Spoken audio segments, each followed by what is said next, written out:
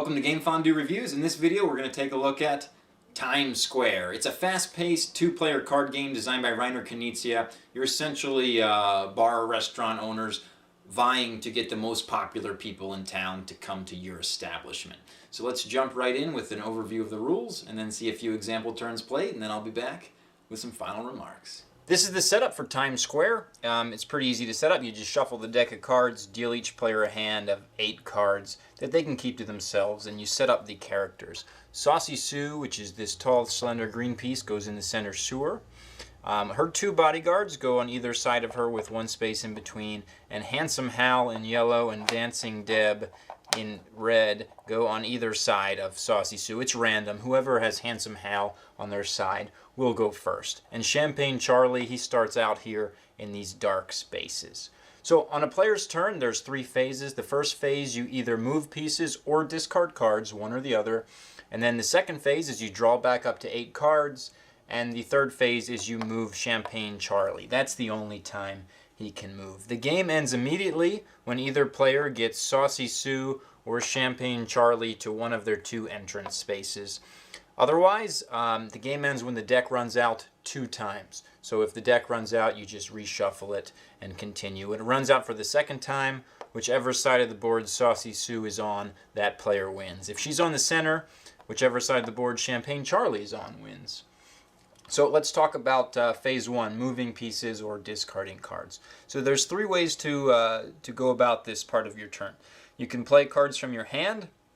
The cards in your hand correspond with the different colors of the characters. You can play as many of one color as you want. For example, I could play 3 bodyguard cards during my turn, one at a time, to move the bodyguards. It's important to note that the bodyguards and Saucy Sue can never be on the same space, and they can never really pass each other. She always has to be between them. So the bodyguard on the right is going to stay on the right, and the bodyguard that starts on the left, well, he's going to stay on the left. So that's how they move and what have you. So after you play, if you don't want to play cards, you can also use Handsome Hal. Handsome Hal has this ability where wherever he stands on the board, you can attract Saucy Sue or her bodyguards. You cannot attract Dancing Deb. She wants no part of Hal. She's not interested in Hal, but the bodyguards are.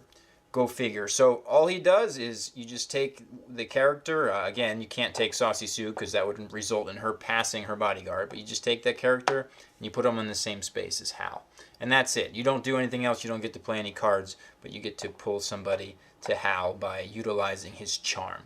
And the third thing you can do is just discard any number of cards. Maybe for some reason I don't want these 4 cards. I discard them. So part 2 of your turn is drawing back up to 8 cards. So you just draw the number of cards that you played back to your hand. You now have 8. It's important to remember that if you used Hal, you won't draw any cards because you didn't play any cards. And the last part of your turn is moving Champagne Charlie. This is the only way he can move. And he does this by, let's say this is here, and she's here, and he's here. And these are here. So if it's this player's turn, he only moves toward you during your turn. So if it's this player's turn, he moves 1 space for every character you have in the entrance spaces. In this case, Dancing Deb, 1. So he would move 1 space this way. If this was the end of this player's turn, he moves 2 spaces, because there's 2 characters in the entry. But he also moves an extra 1, because he moves 1 space if both bodyguards and Saucy Sue are on your side of the board. So that's a very powerful turn for this player. Now we're going to take a zoomed in look at a few specialized cards just to better understand how moving works. So each different character has some different types of cards and abilities. The Saucy Sue cards are very simple. They're always a 1 on the top. But if you play 2 Saucy Sue cards as a single play, you get to move Saucy Sue and both of her bodyguards 1 space in the same direction. So Saucy Sue can move as a group with her bodyguards by playing 2. This is kind of an unusual bodyguard card in that wherever the bodyguards stand on the map, you can play this card and they immediately come around Saucy Sue. And lastly, this Dancing Deb card has a sewer in the top, and essentially when you play this, Deb just goes to that middle space with the sewer. Also, Deb has probably the most powerful power in this game, and that is when she's between Saucy Sue and a player's end of the board, she can move any other character by playing her cards. But she has to continue moving the same character. So for example, if Saucy Sue was on near the other player's end and Dancing Deb is near yours, she's between Sue and your end of the board. So you can use her cards to move other people. So she could play this card, this 3, and move Handsome Hal, for instance. Then she could move again, but it would still have to be Hal that moves.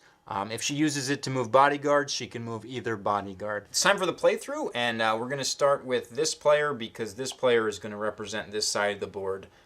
That's because whoever has Handsome Hal goes first. So this player is going to start by playing 2 Saucy Sue cards to move the whole group 1 space, Saucy Sue and her bodyguards. And then he's going to play 1 more Saucy Sue card to move Saucy Sue by herself this direction. And then draw back up to 3, which is the number of cards played. Champagne Charlie does not move yet because there hasn't been a great deal of progress. Now this guy has Dancing Deb on his side of the board between Saucy Sue and his end. So he can use Dancing Deb cards to move anybody, and he's going to do just that. He's going to do 5. And now keep in mind that since he moved Hal, he has to continue to move Hal. He can't switch to somebody else. So Hal's going to go all the way in the corner there and then stop. So draw 2 cards because that's how many were played. And then Champagne Charlie is going to move 1 space this direction because of the person on the entrance space. This player is going to move bodyguards. He's going to move each bodyguard 1 space. Then he's going to play this card to move just this bodyguard 2 spaces. And then this last card he'll use to bring this bodyguard right here. With that, draw 3 cards. And Champagne Charlie will move 1 space this direction because Saucy Sue and her 2 bodyguards are on this side of the board. Now, this player, instead of playing a card, is just going to put on the charm of Handsome Hal, and he's going to attract this bodyguard all the way over here. Bodyguard came running and screaming he really wanted to see Hal. So, because he played no cards, he draws no cards, and Champagne Charlie moves 2 spaces in this direction. This player is really not happy with the cards in his possession, so he has decided that instead of playing his turn, he is going to discard 4 cards. So he draws 4 cards, and play continues. It's very unlikely to happen a lot in a real game, but just for educational purposes, we're going through it. And that's Times Square. As you could probably see in the video, it's a lot of back and forth. A lot of Champagne Charlie going this way, Champagne Charlie going that way, and then some tugging on Saucy Sue. Get her over to you. I really like the different characters and kind of the personalities that are brought across in their different sets of cards. It adds, a nice little color to the game. And the game is fun, but it's hard to say, how strategic it is. You're making a lot of decisions each turn with, who to move and where to move them. But I don't know how much control I have over my own fate. It's hard to say, what's luck of the draw and what am I actually, doing here. So I'd recommend this game to anybody that is looking for a light, fast, 2-player card game. It's fun for what it is. It's Times Square. Thanks for watching.